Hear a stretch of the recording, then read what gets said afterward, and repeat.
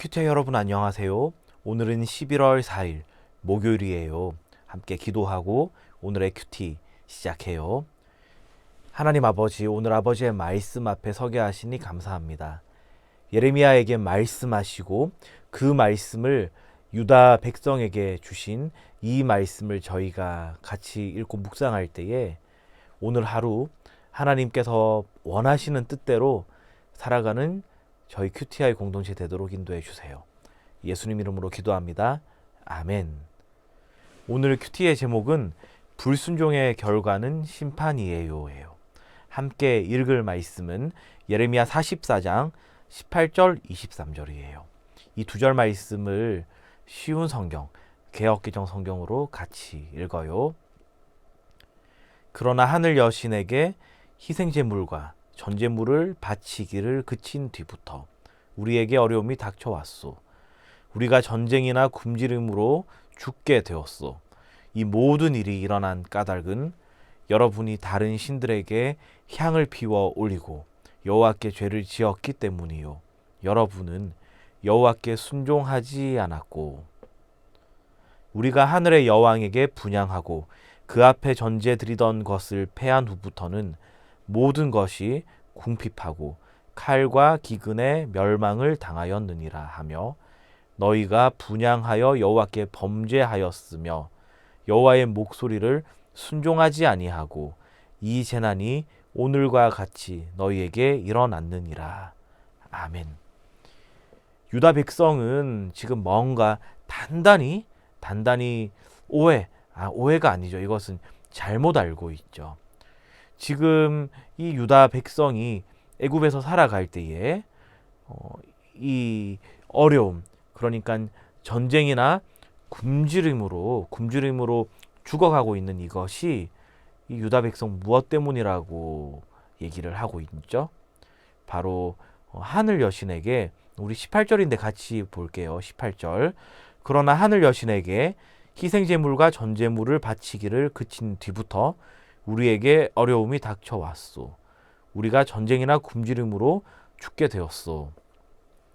자, 이 하늘 여신에게 희생제물과 전제물 바치기를 그친 뒤부터 자기들에게 이러한 굶주림이나 전쟁으로 인해서 많은 사람들이 죽는 일이 벌어졌다고 진단하고 있어요.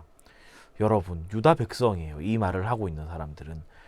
유다 백성은 하늘 여신이 아니라 하나님 아버지께 제사하고 예배하고 또 그분이 주신 말씀을 쫓아서 살아가야 하는 자들이죠.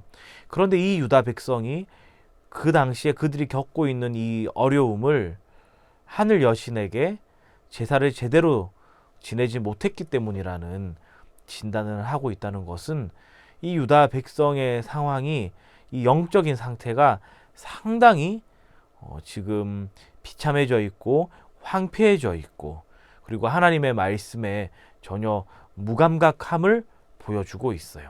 여러분, 여기서 이들이 말하고 있는 하늘 여신이란 가나안 사람들이 풍요의 신으로 믿는 우상이에요. 바로 바알 우상의 아내죠. 바알 우상의 아내.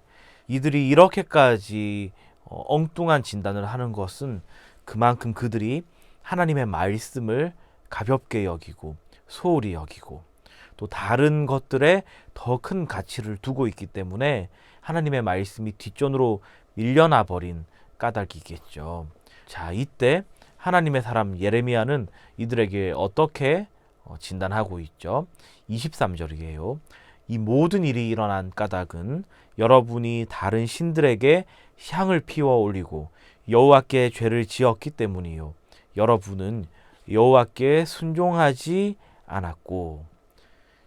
자, 여호와께 순종하지 않은, 바로 구원의 하나님께 너희 유다 백성이 순종하지 않았기 때문에 이러한 일이 벌어진 것이지, 우상을 섬겨서, 우상을 잘 못 섬겨서 지금 이런 일이 벌어진 것이 아니라고 얘기를 하죠.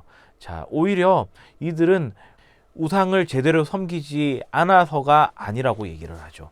오히려 이들은 하나님께서 정말로 싫어하는 것, 우상에게 향을 피우고 또 우상을 예배하는 이 일에 앞장서 있는 자들이에요. 자, 이러한 자들에게 하나님께서는 계속 경고하셨죠. 이미 북이스라엘에게도 남유다에게도 그리고 이들에게도 하나님께서는 불순종하면은 심판이 있다라고 분명히 경고하셨어요. 그리고 큰 돌 여러 가지를 이 애굽왕 바로의 이 파라오의 궁전 앞에다가 묻어 두어라고도 명령하셨잖아요.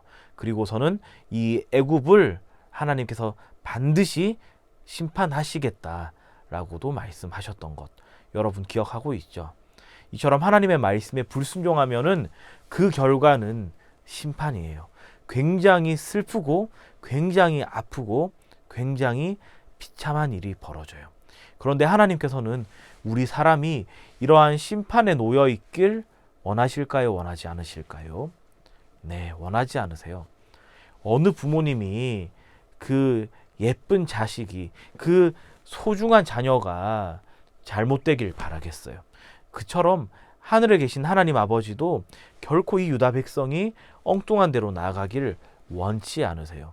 그렇기 때문에 이들의 이 불순종으로 인한 심판은 오히려 그들을 다시 아버지의 품으로 돌아오라고 하는 하나님의 사랑의 절규일 수도 있는 것 우리는 같이 묵상할 수 있어요.